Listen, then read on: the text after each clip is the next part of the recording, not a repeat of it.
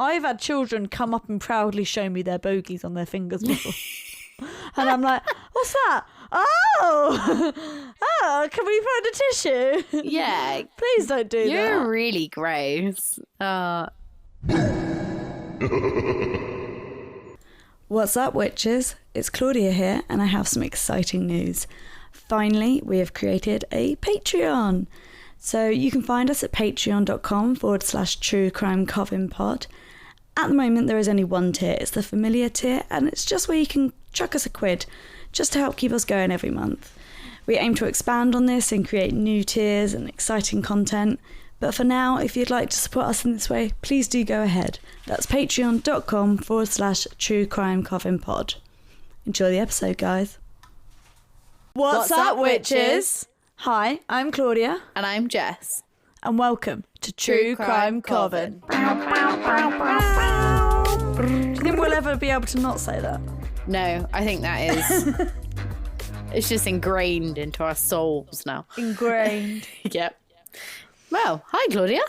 Hiya, how are you? I'm good. It's nice to see your face. I know. So for context for people, my boyfriend's webcam broke a few weeks ago.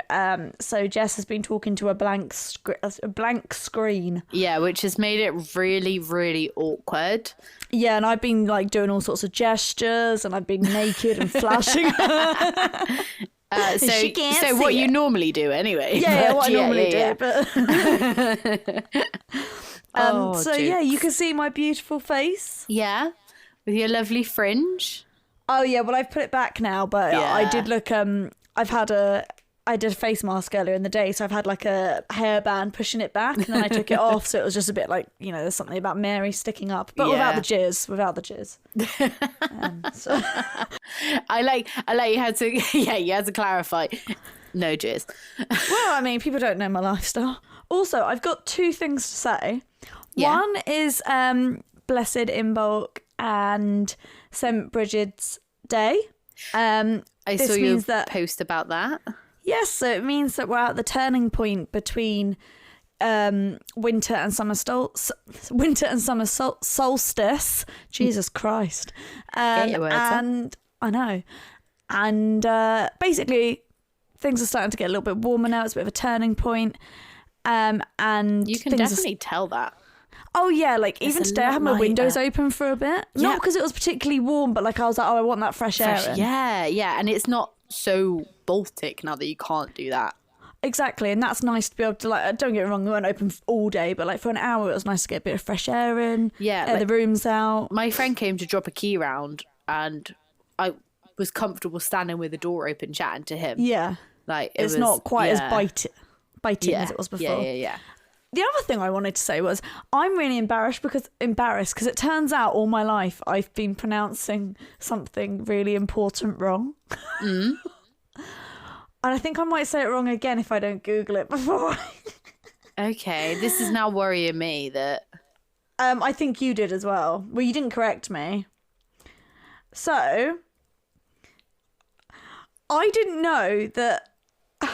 What I've been calling Sam Hain is meant to be pronounced Soan or Soan. Oh. No, I didn't know that. Yeah, or Soen. So I'm like the worst witch ever because it wasn't until I heard someone say it a few weeks ago and I was like, okay, is that what I think it is? Maybe, I don't know. And I didn't give it much thought. And I was listening to another podcast called Vintage Homicide, which I would really recommend to go and check out. They delve into older true crime cases from like the 1920s. Oh, that's cool. But they're also both... Oh, I want to get their job titles right. I want to say they're not crime scene investigators. There's something to do with forensics. So they look at the mechanism of injury and how that person... Okay, yeah. Sustained those injuries and how they came to die and everything. So they give that perspective of a crime. So it's really good. Would recommend checking it out. Really cool. I've only just started listening to it, but they would say I was going back and listening to like their Halloween episode, and they said like Sowen, and I was like, oh my fucking God, I've been saying Sam Hain all my fucking life. I said it on our episode. No one has corrected me. Everyone was just like, this bitch thinks she's spooky, don't even know how to pronounce stuff. To be fair, I either didn't notice or might have thought you were talking about something else. I don't know. Or I just can't believe I didn't. I just can't believe I didn't know. And you sounded quite Bristolian then. I can't believe I can't believe I just didn't. That's how outraged I am. So yeah, You've done Bristolian. I can't decide if everyone was either just like being like, oh bless, or laughing at me. But either way, feel free to always correct me, because I mean, I feel like more of an idiot than no one did. But you're all very polite, so thank you, I guess. Well, if it helps, I definitely didn't notice. Well, now I know. I'm going to say, I think know. Not to be rude about Gaelic and Celtic words, but I'm going to say Sam Hain is a better word, and petition to change it. Yeah, fair. So, Sowen, okay. You learn something new that you should have known all your life. Oh, God, yeah. I mean, Gaelic and Celtic, obviously, is like Scottish and Irish origin, most. Yeah. Traditionally. And there's a lot of words that are spelt, not questionably, that would be rude, but I'm just going to say Siobhan should be Siopan. Yeah, and it's like, so I've got a friend called Sinead and... Sinead, yeah. Whenever I write her name, I have to think Sin-E-Ad, because otherwise I get the A and the E. But also, like, I know someone who was like, oh, Sinead, and I was like, it's Sinead. So, my friend Ella, hi Ella, she listens, her sister did that because their brother started going out with a girl called Sinead.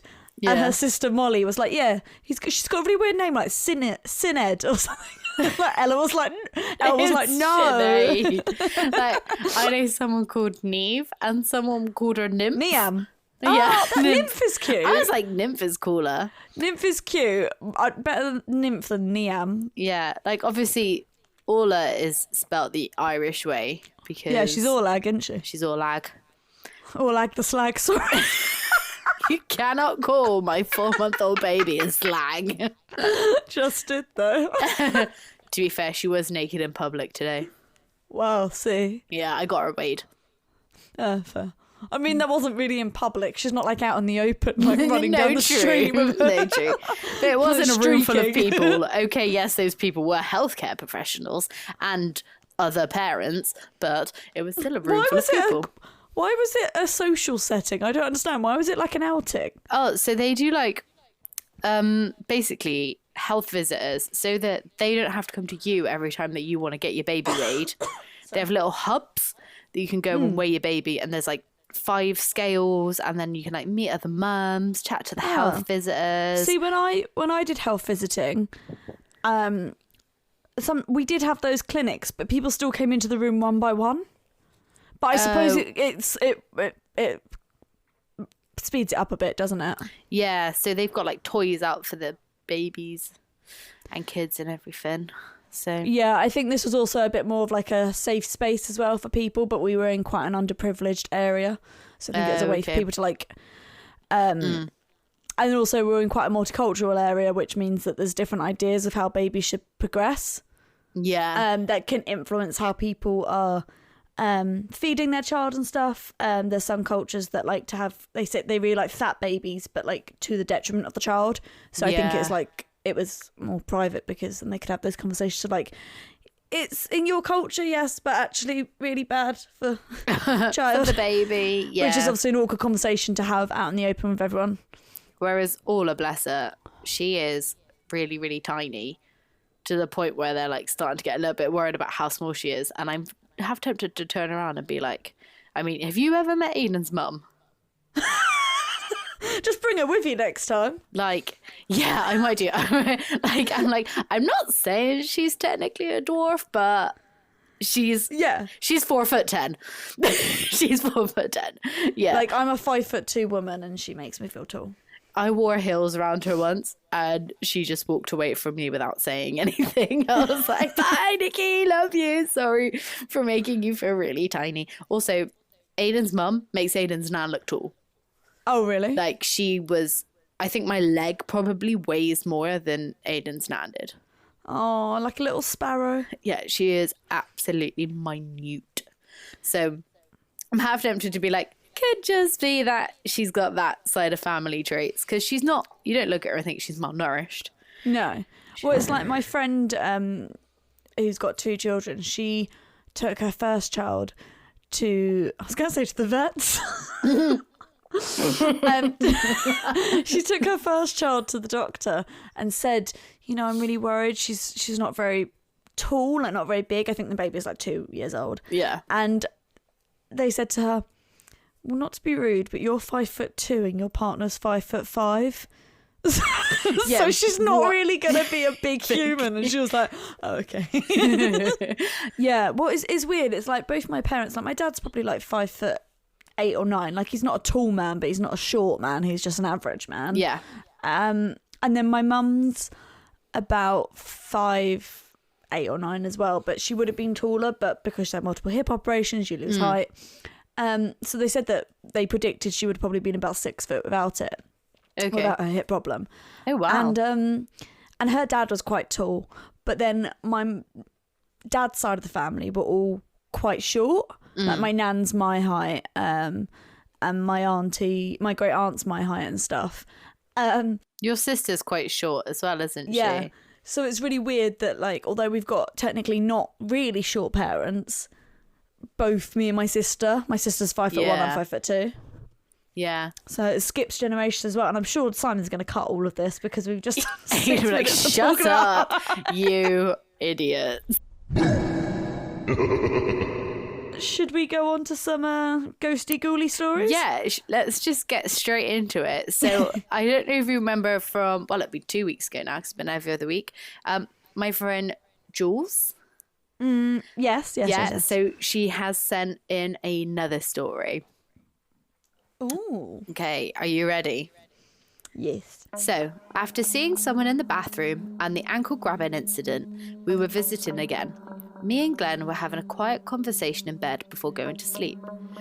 The house has really old, twisty door handles that don't always shut properly, and the dogs can nudge them open if they want to get into the room. While we were talking, the door opened slightly, and we assumed it was the dogs. And because of the baby, I didn't really want the dogs coming into our room. So I asked Glenn if he could go and shut the door, and put something in front of the door just to stop the dogs being able to nudge it open. He gets up and does that. He's not even halfway back to bed when all of a sudden the door handle twists and the door opens about a foot. Glenn turns around and heads out the door to see who the hell had opened it, and I decided to get up with him as we thought it might have been his brother playing a prank. Turns out there was no one there. There was no dogs, no brother, nothing. So Glenn decides to head downstairs to speak to his mum. She said that his dad is asleep in bed and has been for about an hour, and his brother isn't even home at this point. He'd gone out for the evening with some of his friends. The dogs had also been downstairs the entire time with his mum, so it couldn't have been them. As he's standing chatting to his mum, I'm still standing just outside Glenn's room, listening to their conversation, and getting a little bit creeped out when I start smelling lavender. Now, I don't have a problem with the lavender, because that's what used to help me fall asleep when I was a kid. After chatting to his mum about how creepy the door thing was, I said, well, at least it smells nice up there. Is that a new lavender air freshener you've got? Glenn looked at me and said, we don't keep lavender in the house because of the old lady. Apparently, an old lady who wore lavender perfume died in Glenn's bedroom, and I believe that is what I could still smell. And I think it was her opening the door to her old room. Oh. Yeah. Okay, I like that one a lot. I like that a lot.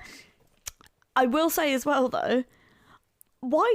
So, I love it all. I love the door opening. There's levels, yeah. Yeah, there's like a doorknob actually moving rather than just a door moving, which can be explained away. Though obviously I know sometimes doorknobs move as the mechanism in the door moves. But obviously they even thought it could have been the dogs, so... Yeah, exactly. And then obviously you've got that smell, and smells are so powerful. Like, to me, it's one of the most like memory inducing. Like, if something's going to take me back somewhere, it's going to be a smell.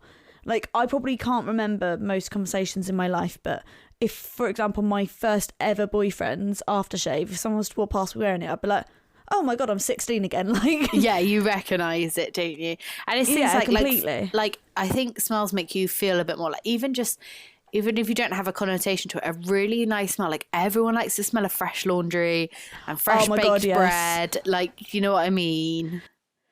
There's like positives and negatives. Smell is so powerful. I think it's not given enough credit as to how powerful it is. Yeah. In a way, although obviously, you know, like sight and hearing are very important for socialization aspects and and everything like that, and like orientation, that's the word I was looking for. Like, you know, socialization, orientation, sight and hearing are important. But I think smell is such an emotional importance. Yeah, I agree. But I do find it funny that they don't keep lavender in the house because of the old lady. I know. What do they think's going to happen? Like, is it going to summon her? Well, as well, like, when I read that, I thought, well, at least if you got some lavender, you could be like, oh, it's the lavender. Whereas, like, if you can trick yourself. If you then smell lavender, you're like, oh, it's the freaking ghost again. Oh, no. Oh, not that dastardly ghost.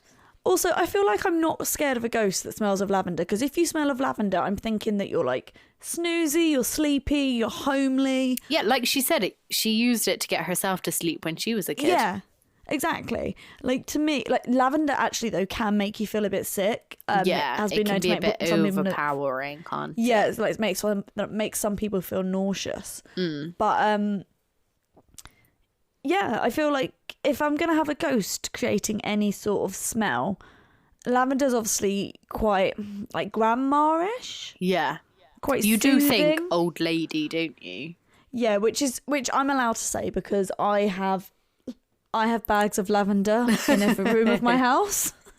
Nice. I don't know why. You can't even smell them, but I just think it's a calming thing to have. It is a relaxing smell, isn't it? But you wouldn't choose it as a perfume. No. So yeah, and that's the thing as well, like, whenever smells are associated with a haunting, when it's a negative haunting, it's a negative smell. Like, people say rotting flesh, eggs, sulfur. Yeah. So it's always this sounds smell. very much like someone who's just going to tuck you into bed, or maybe try and get into bed, but only to have a snooze. And I know elderly people can be very scary in horror films, but I'm going to say most elderly women who smell of lavender are cool. Are you ready to move on to your filling? I am, yes. So this is one that I hope you're going to be excited about, because you asked me to look into it, and it is Fae and Fairies. Yeah, I'm also a bit nervous because sometimes speaking about the Fae upsets them. Yes. And as you'll be getting onto, they're not always benevolent. Yes. So, I kind of knew a bit about them, and I knew that there's a lot of information about them, but I did not expect how much of a rabbit hole you can go down looking into them. So, well, I think it's because there's a lot of, like, old folklore, and there's a lot of, also, now you've got, like, the Disneyfication, the fairy tale side of it. Modernization of, you know, like, slender little, like, impish fairies, like Thumbelina type. Yeah. Like Tinkerbell. I've got, like, actually Tinkerbell's quite evil. Yeah. Like, she's not very nice to Wendy. No. So when I've got, like, the most famous and well-known fairies down as being Tinkerbell, the fairy godmother, and the Tooth Fairy. Yeah, all very benevolent. Yeah. Well, but also very different. Yeah. Which, as I was looking into the Fae and Fairies, that is what all the information surrounding them is. It's a lot of conflicting information. A lot of them saying that they're the same thing. A lot of them saying that they're completely different. And whenever I do a cryptid episode, I do try and steer away from websites like Wikipedia. Not that there's anything wrong with Wikipedia, but I think I would try and get them from... I don't like... Wikipedia is a great like springboard for like looking at the articles they cite. Yeah. But not actually using the Wikipedia page itself. Yeah. So I've tried to use more like... I don't want to say like... because it's not factual, but like factual websites. Like a lot of... I try and look at a lot of blogs of people who claim to have encountered these cryptids to say what, and then also a lot of blogs that have countering why they might not be real, just to try and get both sides of the story. That seems fair. So I actually got quite a bit of information from a blog called The Peculiar Brunette. Okay. And her blog is something that you could get lost in. It's very pagan, very magical, very nature orientated. So if you are into that thing, then I would definitely have a read of her blog. Yeah, sounds interesting. Yeah. So I hope I have tried to condense it down into what I have taken to be like from all the different from all the different views that people have put forward about fairies and fae. I've tried to make it like, okay, lots of people tend to say this, so this is probably more accurate. Yeah, like majority rules. yeah. But with a little note. So actually there was so much information that I probably could have done an episode on fairies and then an episode on fae. Yeah. So I'm going to start by going into a little bit more detail on fairies, because I feel like more people are familiar with fairies. Yeah, and I suppose it's important to say that there is a distinction between fae and fairies. Yeah. So a lot of the information that I'm going to be focusing on is the traditional Gaelic fairies. Okay. And only because they are thought to be more prevalent in Wales, Ireland, Scotland and Cornwall, which is obviously the closest to where we live. So I thought, why not look at them rather than other places? But you do, like, there are stories of fairies all over the world. And they're dated back to like the Middle Ages, even Greek mythology. Like you think nymphs are like a type of fairy. And there's also stories of similar creatures from like the indigenous Americans as well. So everywhere. And it just seems that they're very adaptable creatures. So although they are typically thought to live in forests, they have also been documented to live by the sea and in people's homes. So again, massive rabbit hole of what type of fairy you go into. Because even as I said, like you compared Tinkerbell, who's a well-known tiny little fairy, to the fairy godmother, who's a bigger fairy. Tinkerbell's a little bit, I don't want to say evil, but she's a bit more of a bitch. Like, I mean, she just doesn't like Wendy because she likes Peter Pan. But like Tinkerbell, how's that even going to work, love? Yeah. So they're all very different. There are anatomical reasons why that won't work. Yeah. Obviously, the fairy godmother is like the loving, saves the day. And then you've got the tooth fairy, who is kind of like incognito, comes and steals your teeth, and then no one ever sees her. Also, there's different depictions of the tooth fairy. Yeah. I mean, I think it's weird that someone wants to steal your teeth, but... Yeah. I would also say that with Tinkerbell... Oh, my God. Oh, yeah. So with Tinkerbell, obviously, she's got fairy dust. Yeah. That, you know, you tap her on the bum and it comes out. That's how it works. That's what they do.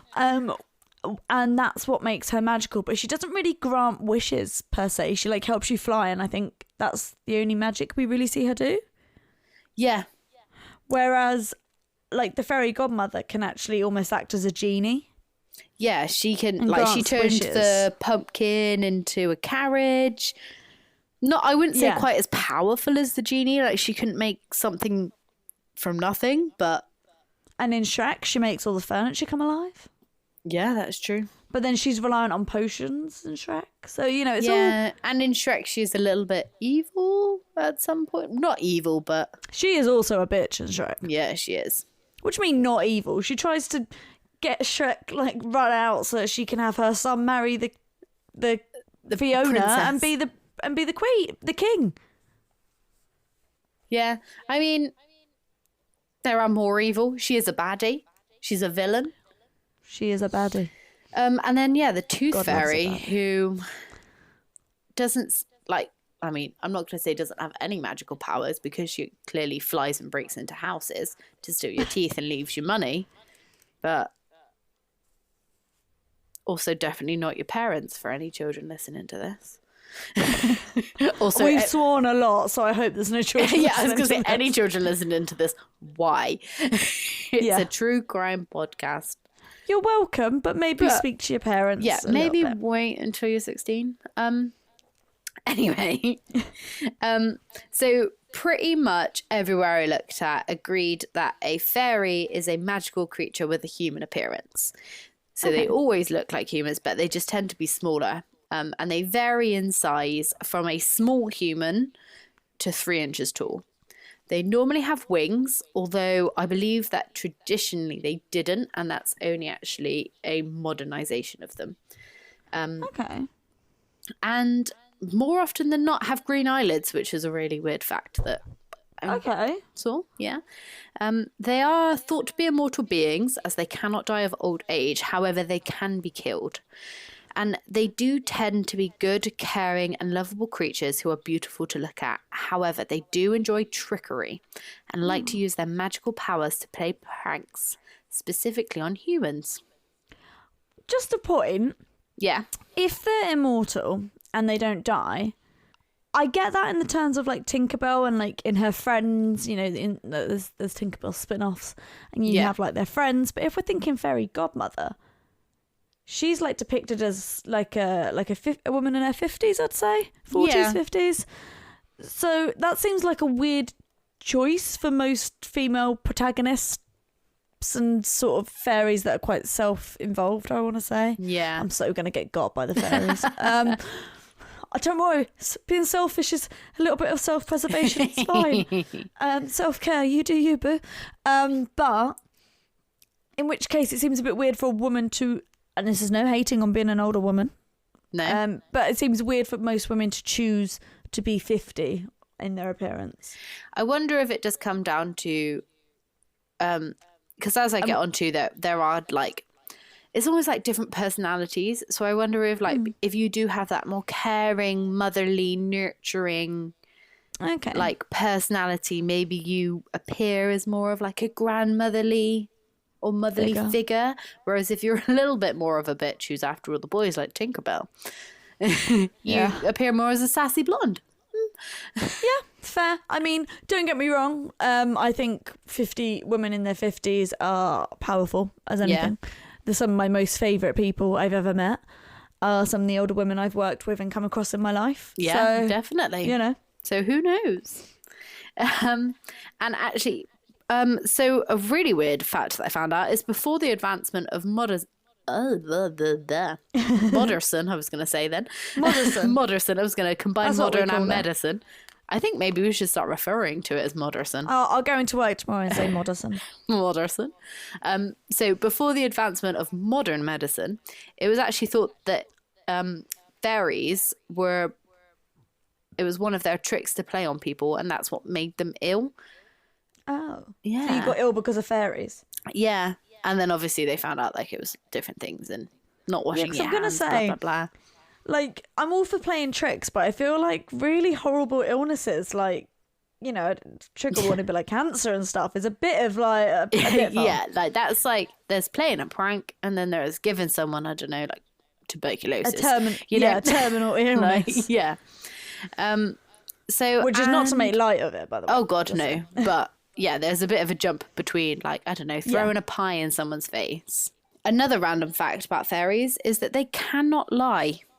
But they do use wordplay to like trick and confuse the person that they're talking to. So a little bit like when you make a deal with the devil, you've got to be careful about how you say it, because if you say like, I want to be rich, they'll, or like, I want... Yeah, basically, you got to read the terms and conditions. Yeah, so if you say like, I want to be wealthy for the rest of my life, they'll be like, aha, yeah, but they might do turn something. it around on you in some way that's too clever for me because I'm not the devil. Yeah, like you'll be wealthy and riches, but nothing else.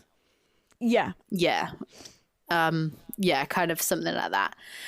Which actually, as we like delve more into like the trickery side of fairies, it becomes more obvious like the kind of tricks that they play. So yeah, be careful about what you say to fairies because they might turn it around on you.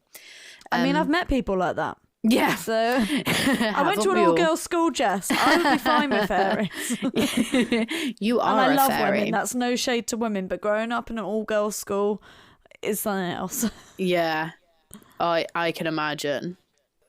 As I was looking into it, there's actually a few discrepancies about the origins of the word fairy. Okay. Sorry, I was just laughing at Claudia because she held a pen up and pulled a funny face at me. Looks like it's going Small up her things, nose. small minds. Yeah. So yeah.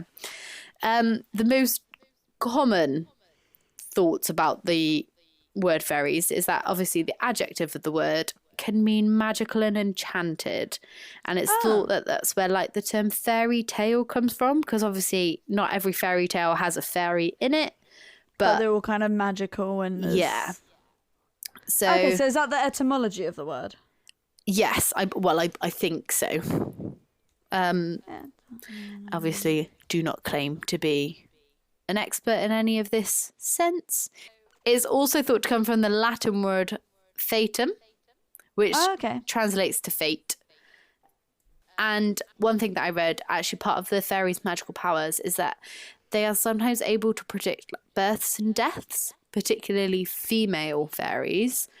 So there's like a lot linked to them, like fate and the female fairies. It's not a lot on male fairies, to be fair. It tends to be a very feminine energy. Yeah. Feminine dominated field. Yeah. I've worked in a lot of those as well. Me too. Currently working a lot of those. Currently working a lot of those. Currently working one. Yeah, I was just gonna say that they're kind of they. I didn't think there'd be a crossover between banshees and fairies. Oh yeah, that both predict death. Banshee is actually like when you look up fairy and banshee are like the two main things that come up as they're like. See, banshees really terrify me. Yeah. And I know Emma from Real Life Ghost Stories was doing an episode about banshees the other day, and she was saying how much she like loves banshee stories because she grew up in Ireland. And actually, I'm the opposite. Like, I love them because they terrify me. Yeah. Because for me, it's just so like it's like this screaming woman. Absolutely not. Yeah, they are quite terrifying. And honestly, halfway through this, I was like, oh, I should have done like an episode just on the fae and an episode just on fairies. So I've had to really condense it. And I am literally just skimming the surface. Like, this is the beginner's guide. We can do deep dives on Patreon. It's what it's there for. Oh, I've got other deep dives. As I've gone into this, I'm like, that's a Patreon episode. That's a Patreon Get your scuba episode. gear. We're deep diving. We're going for it. So we might see a Greenland shark. Oh. Do you not remember that reference? No, from... Oh, we spoke about Greenland sharks on the last episode. Oh. God, yeah. And they live really deep in the water. So oh my God. We might see a Greenland shark. And it might be 400 years old. We're going all the way down. Oh my God. Also, what is with us looking into things that are basically live forever unless they're killed? First the crocodiles, now the fairies. I mean, 2 out of 52, but... Yeah, true. But... I mean, I guess all cryptids kind of live forever unless they're killed. So I don't know if you know what the main job role of fairies is. I mean, no, because I was going to say, like, sidekick, but I can only think of... Hey, you're really set on Tinkerbell, aren't you? She's a bit iconic.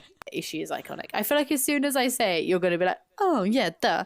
Basically, their main job is to just, like, help animals and plants change through the seasons. Okay. So obviously, like telling animals when I it's want okay that to job. hibernate. I know, it sounds way more fun than working for the NHS, right? Also, you get to fly Being more fun than being a human, yeah. and live forever. Yeah. Way better. That part I'm not sold on. But Yeah. And some of their favourite plants are said to be foxglove and hawthorn bushes. And they I'm are surprised said... you didn't say bluebells. Yeah. But I do love foxgloves. They're one of my favourite plants. Hawthorn comes up a lot as well. They tend to be seen dancing around their favourite plants and things, and they are more likely to show themselves to children. Which, To be fair, I get. dance around my favourite things. Like, you see me with Karen, I'm always grooving. Moving and grooving. Moving and grooving around my cat. Yeah. Around food. I move and groove around food. Move and groove around alcohol. Or does the alcohol make you move and groove? Well, I don't know. It's a bit symbiotic. Yeah. Yeah, they go hand in hand. Yeah. So I can also... also, it is said that they tend to show themselves more to children than adults, which, I mean, I kind of get. If you're 3 inches off the ground... Yeah. Child's a bit less intimidating. They're a bit more innocent. However, as a parent, you might not want to let your children around them because they are known to bite. Oh. Okay. Yeah. Fair. So- I mean, to be fair, sometimes I think a child needs a good biting. Yeah, fair. Also, part of That me is sounds like... weird, but, like, you know, it teaches you don't touch weird things that you see. Yeah. And no means no. Yeah. But they're not just biting, are they? I don't know, they might be. I mean... I don't know if I'd want to bite random children, though. You don't know what you're biting. Yeah, you don't know what you're going to catch from them. Kids touch all sorts. Oh, God. They are disgusting. I've had children come up and proudly show me their bogies on their fingers before. And I'm like, what's that? Right. Oh, can we find a Lush. tissue? Yeah. Please don't do You're that. really gross. So if you're looking to keep fairies away, there are a few things you can do. Obviously, as we go through, you will realise that there are a lot of religious connotations around fairies and fae. So one thing that does ward That them off surprises is... me a bit. I think when we get into like some of their origin stories, it does become more clear. But one thing that does ward them off is church bells. And I mean, yeah, fair. Me too. Church, yeah, church bells ward me off too. So I did used to bell ring, so... Okay, so... You knew that about me. Actually, I did know that about you. Yeah, you did know that about me. My dad made me. He handcuffed you to the church bell. There's not much you can do when you're 13 and your dad's like, we're going bell ringing, is there? Okay, Dad, that's what we're doing every Thursday. Oh, great. I mean, yeah, I wouldn't want to, but fair. No. So another really weird thing you can do is wear your clothes inside out. I think that keeps a lot of people away. Yeah, they're like, that bitch is crazy. Not going near them. I once got on the bus for free because I ran for it and then I didn't realise my cardigan was inside out and I got on the bus and the bus driver looked at me all like out of breath and was just like, just go on. And I was like, oh, okay. And then I realised my cardi was inside out and I feel like that played a part. He was like, this lady's going to kick off if I don't let her on. She's yeah, crazy. he was just like, just go on. It's fine. And then the last few things that you can do to ward off fairies is plant yarrow and four-leaf clovers because they don't like them, and offer them food to stay away. Right, well, if I had an abundance of four-leaf clovers, my luck would be a lot different. Yeah. And I wouldn't have a fairy fairy Yeah. problem. Also, I don't know what yarrow is. Me neither. Oh, wait. and then I Googled it and it's like, you know that white plant that kind of like, they tend to use it to like bulk out like wedding bouquet kind of things. Oh, okay. It's like the Let me tiny Google little it. white. Oh, I see. Yeah. Yeah. That wasn't a very Or, good description, if we was want to it? give it its common name, no, its official name, Yeah. Achillea millifolium. Oh, I like it. Okay. Yeah, it's pretty. It's cool. Also, what was the last one? Abundance of food. Offer them food to stay away. Which, Oh, okay. Yeah. Again, you can bribe me with food, so I but might then be also, a if fairy. you feed me, I'm gonna keep coming back for you more. feed a stray, they're gonna come back. Yeah. And also that does kind of contradict itself, because later on it does say that you can leave home baked goods as an offering. Yeah, it's one of those things where it's like, if you said to me, piss off and I'll leave food for you every day, I'd be like, all right, I'll piss off and just come back for the food. Yeah. But if you said to me, here's some food, and then I ran out of that food, I'd be like, well, I'm going back to that bitch because she gave me food. Yeah. Yeah, so I don't really get that. I mean, that's one. the whole premise of a restaurant, isn't it? Technically. Yeah, unless you make the food really shit and make them never want to come back. Yeah. Okay. That's a bad restaurant. Yeah, that is a 0-star restaurant. A bestaurant. Oh, no, not a bestaurant. A bestaurant. I'm a bit mad today, Jude. Yeah, I've got that. Bestaurant sounds like best restaurant. That's what I'm saying. So it's not a bestaurant. Not a best. Best restaurant. No, that didn't work. Nabestaurant. Fucking hell. Fucking hell, come on. Fucking hell. Okay, next fact about fairies is a strange one. Yeah, because they've all been so normal so far. Yeah, also because fairies are real. There's also they're gonna come and get you. they might do. If I go missing, you know where to look first, wherever the fairies are. So you might. Not I'm gonna know where say to in the look woods then, which is where I would not want to find you, because normally when people are found in the woods, it doesn't go well. first. Fair. That's true. So, Fair. next strange but interesting fact about fairies is there's actually no law against humans and fairies getting married. But they do take the saying, till death do us part, very seriously, as the only way out of a fairy marriage is by death, which unfortunately for humans is almost always them first. Yeah, and also, there might not be a law against fairies and humans getting married, right? But there's also no law against me marrying Bigfoot or Loch Ness Monster. Yeah. Doesn't mean I should do it. Also, I don't think there's any law against me marrying, like, my TV. Yeah, no, I don't. Like, people marry train stations. That's fucking weird, isn't it? It is, but we don't kink shame. We don't, but... We don't kink shame, but you're weird. Inanimate objects. Like, don't... I kind of understand cars a little bit with men, at least. And I guess with women. Weirdly, I Because can there's a hole. understand, like the weird doll. Like, you know, when people marry dolls, because I'm like... Like that Lars looks and the like, real girl. Yeah, There's a... that looks... It's in the It's image of a humanoid, human. I guess. Yeah. But And I understand train a car station. because there's a... Yeah, like the one was like, oh, every time I walk inside, it's like... And I'm like, this is problematic. Yeah, like, you shouldn't be getting married to it. You should be seeking help. Yes. But, Anyway. you know, you're not harming anyone, so I guess... Yeah, Whatever. maybe yourself. Yeah. Yeah. There's a fine line between that and mental illness, I think. But Yeah. Oh, that's something another completely rabbit different. hole. But yeah, just because there's no law against something doesn't mean you do it. Yeah. This story facts with Claudia. Once upon a time, there weren't any laws, and then things happened, and laws happened. This story facts with Claudia. Laws happen for a reason. Yeah, literally. Yeah. We now are going to move on to the difference between fairies and fae, quickly. Also, So- I feel like, do you know who wrote that fact into existence? Just made everyone aware of it. Tinkerbell. She's like, see, no reason why I can't marry her. You're like, You're Tinkerbell, so you need... obsessed with Tinkerbell today. I love it. And you need to be like, Tinkerbell, Keep it he in ain't your going to pants, marry hon. you. Yeah, keep it in your pants. He fancies Wendy, all right? Yeah, get over it. Also, that you're all like 12 or tiny, so Yeah. You're... Stop it you now. all need to chill a bit. So, digging around, some people use the term fae and fairy interchangeably as if they're the same thing.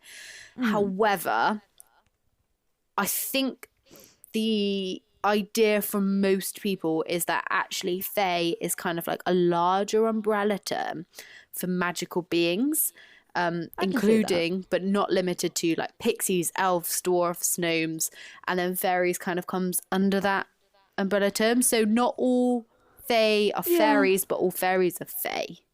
I kind of get that, though. I guess I would have never thought of a gnome as a fae. No. But if you Gnome. look up a fae, a lot of them look like goblins. Yeah. But then you also They've get just kind of been good Hollywood. fae. Yeah. Defied. You also get good fae and bad fae. So I think they're... And also it said that, like, fae can change their forms, but there's always something, like, unique to them to make them a fae. So they could come in the form of a fairy, in the form of a troll, a pixie, blah, blah, blah. A lot of people do say, like, try to use the category of, like, fairies are good and fairies are evil and dangerous. But from what I've looked at, I think that's just a real oversimplification of it. Yeah, and I always see the two different spellings, as in fairies being F-A-I and fairies, but pronounced the same way, being F-A-E. I've always just seen them as like two interchangeable ways to spell things in the same way you've got magic with a C on the end and magic with a CK on the end. Like, they're just not personal preference, but it's kind of depends on it's not quite the angle you're coming from, but just what you've studied, I guess. Yeah, well, another source said that they are the exact same thing. Fairy is just the English way of spelling it, and then that has been popularized through things like Disney. A bit like an Americanism and like and stuff like that. The way that we get Z's popping up everywhere, and we've even like taken the term Gen Z, even though why are we saying Z and it's Z? Yeah. So it is a little bit like that. JZ. But I think it is fae is like the umbrella term, and then you've got fairies, pixies, because a lot of places do say that you can have like lovable and kind fae, but you can also have like evil, mischievous fae. Some fae they're intrigued by humans, others just completely ignore them, and others want to play pranks on them. So They sound like cats. Well, we'll go a little bit more into fae rather than fairies now. So as I understand, they are a form of spirit often described as metaphysical or supernatural. And they don't seem to have one single origin, but they're a collection of different folklore. Okay. Fairy is a Gaelic word which translates to man of the she, which originates from the word fear. So I think that's what a lot of like the bad, evil connotations around them are. And then fairies, like the more magical, because obviously I think the more traditional stories of fairies are that they're pretty horrible. And it's a bit like the mermaid thing. Yeah, and it's only like the more modern that they've become a bit more like friendly. But as you would expect, they do typically live underground or in stone heaps. Yeah. I do love it if I'm out and about and I see like a fairy door. Yeah. So like there's a graveyard near me that's actually a really beautiful graveyard. I'm not going to dox myself. No. And there's lots of fairy doors around there. And then I remember I went on a drive, on a walk with my friend, and we met in the middle in like a village. He lives in Swindon, obviously I live in Bristol. Met in a village in the middle. And we're walking along and there was an old log that was sort of hollowed out, like because it was rotten, and someone had made that into a fairy door. That's cute. And that was really cute. So it does make me smile when I see fairy doors about. Yeah. They also are thought to live in, I think I'm saying this right, it's called liminal places, which basically How are we spelling it? Liminal. Limin. Liminal. Liminal. Is that? Liminal? Wait, let me... Liminal. Liminal. Cool. Nice. Got it right. So basically that's apparently where two worlds connected. So I'm thinking like I've heard of like fairyland and the land of the fae, so I'm assuming like not like a parallel universe, but like it's almost like the veil as well, isn't it? Like, you know, when you talk about Halloween or Samhain. Samhain. However I'm saying that word, when the veil's at its thinnest, it's almost, to me, it's that sort of like on this of this realm and not of this realm. Am I thinking that right? Yeah. So that's what I took that as. We could both be wrong. Yeah, we could. I mean, this is all other people's opinions that I've then translated into my opinion. So, you know, you just take everything with a pinch of salt and as you interpret it, I guess. Yeah. So obviously I did briefly mention on that there are some religious connotations around fairies and fae. And I think that's because obviously Christianity came along and tried to make it their thing. So they believed that they were either fallen angels or demons. And there is kind of another little link to demons, which makes you think that later as well. But also, I think the predominant religion around them is paganism, obviously, because they were worshipped as like pagan gods and deities and stuff like that. So, and my personal favorite theory is that they are like the remains of the spirits that came before humans. So like they used to exist. So they used to exist. They've obviously not become extinct, but they've just become spirits instead of dying out. And they're spirits of nature. But as you can see, basically the description of a fae is a lot more broad and like less specific than a fairy. Yeah. So that's what makes me think that it's more of an umbrella term. Yeah.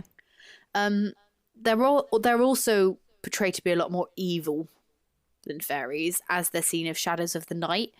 And although they are said to be more human-like in nature, they do have magical powers and they do like play more tricks on humans. But these tend to be more violent. And they have been known to steal children and replace them with... Did you just say violent? Violent. Oh, I thought you said violent. Violent. I mean, I do have a blocked nose, so it could have... Well, I was just thinking, oh, is that like when I take part in Lent for some reason, you know, violent? Violent. No, they are more violent and they have been known to steal children and replace them with challenging substitutes. And then they like take... changelings almost. Yeah, I guess so. But they take the original children to fairyland and keep them as slaves or pets. And apparently once you go to fairyland, if you eat or drink something there, you can never leave. So I've heard that before. Yeah, and they have been known to take adults as well. So if you do ever find yourself in that situation, don't eat anything or drink anything that they offer you. Oh, that's going to be really hard because I'm always hungry. I know. Also, if it's a long journey, I'm going to be thirsty, man. Do you know what I mean? Yeah, I'm just going to be like, surely a sip won't hurt. Oh, no, I'm stuck here forever. I'm not going to really go into detail about Fairyland, but basically, it kind of sounds like a bit of a purgatory. Okay. For humans, anyway. Obviously, for fairies, it seems quite nice. Now I'm imagining Beetlejuice stuff, but yeah. Obviously. I'm kind of dressed like him today. You are, actually. I've got... You got your black needs that reference. I've got a black and white striped thing on. Thing. It's not It's a top. dress. It's just a bin bag. And I'm wearing it with cowboy boots tonight. Oh, where are you going? To a rodeo? I was hoping you would say that. No, to the Old Vic. Oh, I thought you were going to be line dancing. Yeehaw! Oh, God. That was so cringy. That was. Should we Gave just myself the ick. Should we just move swiftly on? Yeah. You want it to be Make done. like Taylor and move swiftly on. You want it to be done in 4 minutes. I don't think that's going to happen. Yeah. Sorry. It's fine. I can just look ugly tonight. Never. Anyway. Anyway, so there are actually two types of fae. So there are trooping fae and solitary fae, which you can probably guess what they are. So trooping faes are known for travelling in large groups. They enjoy dancing, partying, and throwing festivities. They are fun-loving, light-hearted, and like entertainment. And these groups tend to have a hierarchy in their society, and they may even have royals. They are seemingly peaceful and typically part of the Seelie court, which basically means that they are loving, cheerful, friendly, and they're typically willing to help and be honourable to other creatures. And then unseelie is obviously the opposite, meaning they're quite hospital, not hospital, meaning they're quite hostile and wicked in temperament. Okay. And the unseelie enjoy torture and become easily offended and should be avoided at all costs. Okay. My warning has been given. Yeah. But how do you know who's who? Well, they also go on to say that solitary fae aren't always unseelie, but they more often than not they tend to be. So if you get one on their own, you can imagine they're probably more hostile, and if you get loads in a group, they tend to be more friendly. However, that's not the case for every single one. You can still get an unseelie fae in a group. So I took this. I imagine, you know, the Smurfs, very happy little blue Smurfs, but you have Grouchy, and the seven dwarfs. Typically, all of them are really friendly, lovely, and then you have Grumpy. So I you like the way will. that's what you were thinking, and I can't remember what I was thinking, but it wasn't Smurf. Well, that was just my. Even though the group of them seems nice, there can still be one dark horse in there. One bad apple. One, yeah. So yeah, solitary fays, obviously, as you can imagine, they exist entirely on their own. They tend to be quicker vanishing and sometimes can be seen to evaporate into thin air. They tend to be less interested in humans and they are seen less frequently. They prefer to live in places more hidden away, like caverns, pits, and marshes, and they are said to hold more wisdom and knowledge than the other fae creatures. Okay. I'm also kind of thinking of like Radagast, the brown I don't know who Radagast is. from The Hobbit. Yeah, that's why I don't know who Radagast is. The wizard who lives in the woods. But You say this like I know anything about. He's a nice guy, but he prefers the company of animals, which is why. I mean, don't we all? Yeah, I mean he's one of my favorite characters for that reason. Okay, so just to wrap up, just some additional facts about fairies and fae. I'm just going to kind of use the term interchangeably now because this information kind of was Pertains to both. Yeah. So obviously, traditionally, they were thought to be worshipped as gods. So, for example, tree spirits and nymphs, like way back in the day, and then have become popularized by fairy tales. Okay. There is also a theory that they were the indigenous people from the United Kingdom and Ireland, hence why there are so many stories from over here. But as the land was colonized, they were forced to the outskirts and the remote locations, for example, Cornwall. And then there were stories told about them. So these stories would have referred to them as being beautiful but dangerous. And I think that's where like the short stories come from as well. I think to try and make them seem like less intimidating and less superior to the people who And I guess it makes sense a little bit because in the past people were shorter, not that short obviously, but not people three were inches tall. shorter, so it sort of makes a bit of sense. Yeah. I don't know if you know this as well. So this is the bit that I was referring to is quite similar to demons, but they are very particular and passionate about their names because they hold a lot of power. So for example, the example I found was Rumpelstiltskin. Oh yeah. That he freaked me out as a kid. Yeah, creepy guy. So if you don't know, basically he gave this girl the gift to spin wool into gold so that her family could have lots of riches. However, the payment was that when she had a child, he got to keep the first child. And he said, the only way that you can get your kid back is if you can reveal my true name. Obviously, it's a fairy tale. It has a happy ending, but it's quite similar to demons, I thought. Yeah, very sinister. But also very much reeks of nice guy. Like, I feel like if Rumpelstiltskin was, like, around now, he would be a nice guy on a dating app, you know? Oh, yeah. That's what I mean. Like, I'm so nice. Why don't women ever go for me? Well, you know what? Because you're not. You're actually a child-stealing goblin.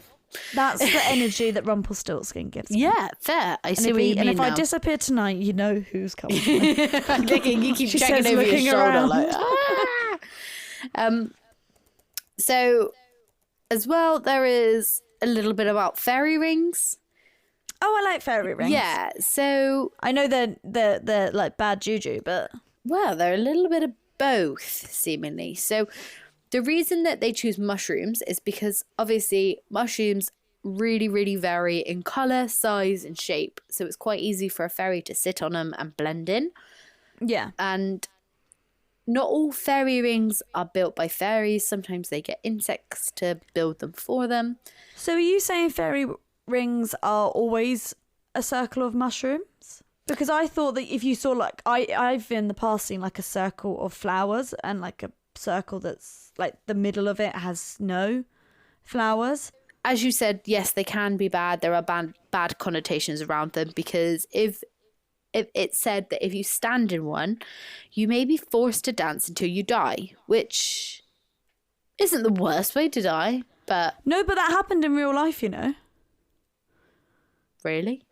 Yeah, there was I might be getting some of the things wrong, but I think there was a place in France where people danced till they died. What drugs had they taken? Let me just Google this. People dancing to death. France.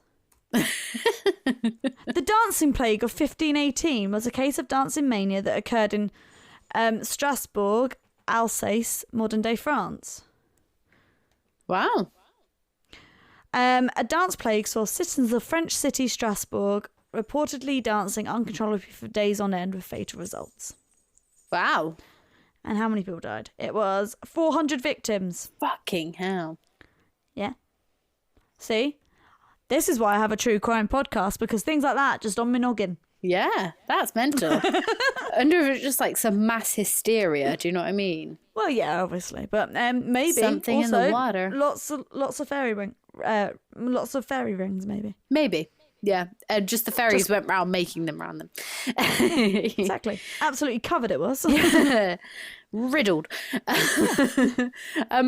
However, they can bring you good luck if you do not enter one. So for it to bring you good luck and to become closer to the fae, you can meditate near one. Okay. But I don't meditate at all, but... No, but I would prepare yourself for it, because it does also say that just sitting near one can still have bad effects if you're not ready and prepared for it.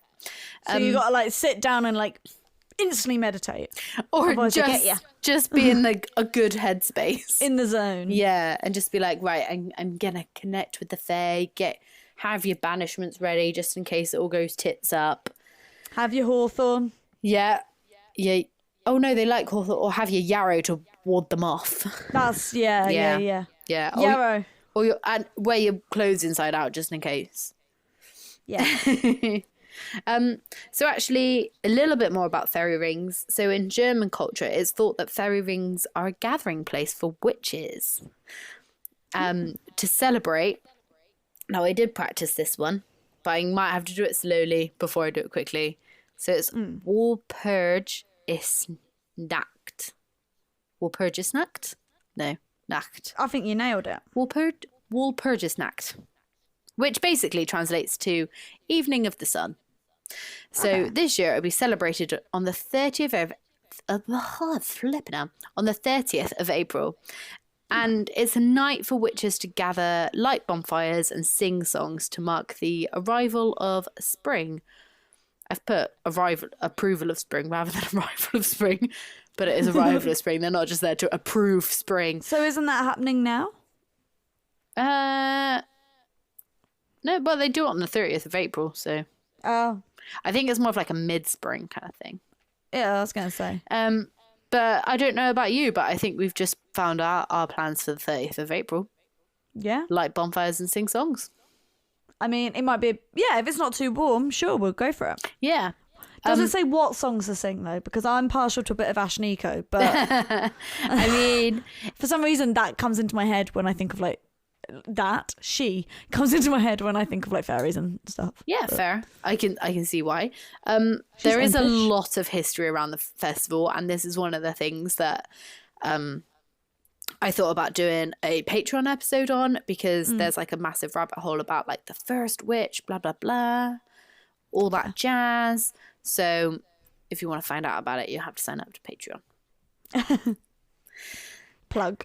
Plug. Okay, and then my last little bit of information on the fairy and fae is how you go about meeting them, and what you can do if you do meet them. So, as I've said, they don't really trust humans, and I mean, I cannot blame them. So it does make them That's just good common sense. yeah. So it does make them difficult to find.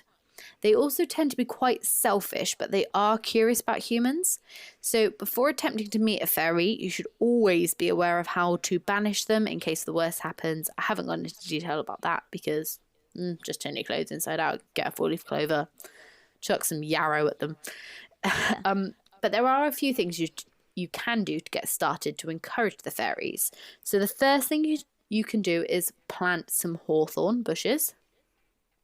Yeah. You can also keep a fairy altar, but you have to keep it nice and clean to not disrespect them. Present them with offerings, braid your hair, and respect nature. Okay. Yeah. You can tell if they're close to you because you might be able to hear some quiet laughter or singing. And if you can see spheres or flickering lights, especially if you are near a fairy ring, you can also... you may also notice a sudden burst of a floral scent or animals acting strangely, new plants growing, or you also may just have a general sense of being closer to nature. Yeah. And if the fairies are willing to talk to you, you may also notice shiny objects going missing, but they might also leave you gifts. They can also appear in your dreams, and then the last one is they might show themselves to you during the day. Fair. This has just reminded me of one of my favourite childhood books, which is, I think it might be by Enid Blyton, but I could also be completely wrong. But it's called Mr. Quink's Garden. Mr. Quink's Garden. Mr. Quink's Garden. Yeah, by Enid Blyton. And basically it's about a family who go to the woods one day and have a picnic, and they don't tidy up after themselves, and they leave all their rubbish everywhere, and it really upsets, I think it's the forest folk or the fairy folk. Yeah, probably fae. Yeah, and so they gather up all the rubbish and throw it on their front garden. Nice. Fair. And it's got the most beautiful illustrations by Mike Dodd, I'm reading here. It's got the most beautiful illustrations that make me so nostalgic for my childhood. And it's part of the reason why I have like my full sleeve is like British wildlife. Nature, yeah. But it's nature. But honestly, I'm all for that. I hate littering. It's one of the worst things. Definitely. It like annoys me so much, makes me so sad. What annoys me is it's just like there's a lot of bins around. Do you know what I mean? It's so unnecessary. Also, just like I just put it in my pocket. Yeah. But yeah, it's it's giving me that vibe, you know, like respect nature, otherwise they'll come and fuck with you. Yeah, definitely. So if and I will too. if you think a fairy is like giving you offerings and trying to speak to you, giving them gifts as well is another way to encourage them to actually like show themselves to you in the day. So some examples of offerings could be anything that is in, as you said, environmentally friendly or nature friendly. So something that could break down easily. So plants are a good one because they love nature. However, you shouldn't give them cut plants in a glass. Like that's rude. Yeah. A potted like giving plant. them a severed head. Yeah. So give them potted plants or plant something around your shrine that you're going to give them. They like homemade things, so baked goods, but anything that's going to be okay in the environment. So nothing like chocolate or anything high in salt, because obviously any animals who eat that. You had me thinking that I was a fairy until you said that they don't want anything chocolatey or salty. Yeah. Because actually, I'm willing to accept both of those. Yeah. Because obviously... salty chocolate's also really nice. Yeah, because obviously chocolate is quite harmful to like dogs and things like that. Well, yeah, but I'm not giving it to a dog. Yeah, I'm giving it to you, but they could accidentally eat it. Lemons are harmful to cats, but I bet they'd take a bloody lemon, wouldn't they? Probably. So they also like anything shiny, but obviously don't Me leave too. glitter out because that is bad for the environment. Unless you've got eco glitter like I do. And yeah, unless you've got eco glitter. They also don't like iron. Apparently that's poisonous to fairies.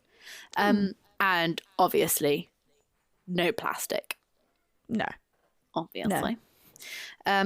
So if you've done all the above and you have still had no luck, it could be the time of year that you're trying to hunt for fairies. So obviously it's going to be easier to contact the fairies when the veil is at its thinnest. So this happens on Beltane, I want to say it is, which is the 1st of May. It's basically the Gaelic May Day, and it celebrates spring at its peak and the coming of summer. Oh. And then Samhain. Son. Yay! Which is on the 1st of November. Yeah. Which is obviously end of harvest season.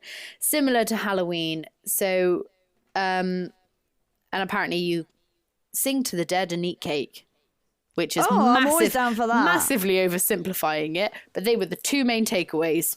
Because I love a sing song and I love That's me a some Friday cake. night. Yeah. So I think we have 3 new holidays that me and you are celebrating. Yeah. And then if all of that does work and you do meet a fairy, you should always ask them what they would like to be referred to rather than directly ask their name, because obviously, as I said, their name is very powerful. They might prefer you to know their nickname initially rather than their name. I mean, in a way, it's kind of just good manners in the same way that we're getting more accustomed to asking people their pronouns. Yeah. So, it's just good practice to say, what can I refer to you as rather than what's your that's name? just a good life Yeah, life good, lesson, I think. good life hack. Etiquette. And just be really, really careful about the words that you choose, because they don't like you to use words like please and thank you. You should say things like, I appreciate you, or you're most kind, because Okay. please and thank you, although to us that's like good manners, it makes them assume that you want more from them, or like that you have begging. more, or you have more to give them, so then they start expecting more from you. And lastly, just don't brag that you've seen them, because otherwise, Don't be a loudmouth. otherwise they won't like come to you again. Yeah, fair. And allow you to see them again. And that's all that I have on Fae and Fairies. That was really long, but that was literally only skimming the Still surface. a whistle stop. That was skimming the surface. Well, I appreciate that. I think it was all very interesting. Yeah. And as I said, I thought I might be related to fairies until you said that they don't like chocolate. And then I thought, Well, it doesn't Bugging say me. that they don't like chocolate, but that chocolate can be harmful to animals. So that's why they don't want you to leave it out for them, just in case an animal eats it and blah, blah, blah, blah, blah, blah, blah. I mean, if you're buying me chocolate, I don't really want you to leave it like in my front garden on the floor. So I'm with them on that. Yeah, fair. Okay. Well, thank you so much for all of that. It's very interesting. I do have one more story, but I am aware that this is very long and you have to go. No, it's all right. Let's do one more story. We were going to finish the Very sandwich. quickly. Luckily, it's not a very long story, but it's a very creepy story who was sent in by my friend Holly. She's one of my Holly. bridesmaids. Oh. My nan lives in an old house in Bridgend, and it was built in 1876. To go upstairs, you have to walk through the entire downstairs of the house and then cross a hallway before reaching the bottom of the stairs. If you look left instead of going straight up the stairs, the hallway is long and dark. And as a kid, I never looked at the hall as it was creepy. I always used to run past it and up the stairs. My cousin is 6 months younger than me, and when we were about 4 or 5 years old, he refused to cross the hall to go upstairs. He told my nan that he was scared of the lady at the end of the hallway. Creepy, right? But fast forward 15 years and we've all forgotten this, although still think the hallway is hella creepy. We're sat at my nan's house one day and my little cousin, who is now 5, comes into the kitchen and taps my nan on the shoulder and asks her who the lady at the end of the hallway is. No one has ever told my 5-year-old cousin that his older brother saw the same old lady at my nan's house, so he wouldn't have ever heard the story, and I personally never saw this old woman, but the hallway still gives me the creeps. Okay, so 2 things there. First of all, I think there's something quite creepy sometimes about your grandparents' house. Now, hear me out. I Yeah. know a lot of people have like cuddly grandparents that are very like warm, and don't get me wrong, I've got lovely grandparents who are very warm Yeah. and everything, but they're not like, my nan's not like a cuddly type in that sense. Okay, yeah. Cool. And also I think a lot of people, you know, their grandparents' houses are quite old. Yeah. And so I feel like although you can love going to your grand's house because it's warm and inviting, I think there's also the other side where it might be an older, maybe a bit of a colder house because it's older. Yeah. And it's a bit creaky, it's a bit dated, and therefore there's always going to be that element of like a creepy area. Yeah. But then that doesn't that innate fear that might just come from like a creepy, you know, dark hallway that then travels on, like lingers when you're an adult because, you know, it's still in the back of your mind. Yeah. That doesn't explain 2 generations seeing an older. So it was brothers who were obviously brothers, they're yeah. 10 years apart, but Okay, so not different generations. No. but still a big age gap. Never told the younger one the story. Yeah. Yes, it's funny. It's brothers who see it and not the cousins. Like they've obviously got something. Got the gift. Yeah. And I bet they're wishing they had a receipt. Take it back. But no, I love that story. I hate that story, but I love that story. It's proper creepy, right? It is. Well, thank you, Holly. And thank you, Jules. Yeah. And thank you, Jess, for the lesson on fairies and the fae. Yeah. I mean, obviously, definitely subscribe to our Patreon if you want to hear more things like that, because that's quite what our episode's going to be like. We're working on it a bit more now. We are. But other than that, I guess all we've got left to say today is Stay spooky. Hey guys, if you have a ghost story or a case suggestion, please email us truecrimecovenpod@gmail.com. You can also find us on Twitter @truecrimecoven or on Instagram and Facebook where we are @truecrimecovenpod. Also, it would mean the absolute world to us if you could rate us wherever you're listening to this right now, be it Spotify, Apple Music, or if you're on YouTube, give us a little thumbs up, click that bell, get notifications every time we post. Subscribe to us wherever you get your podcasts from. Make these 2 witches smile. Thanks, witches!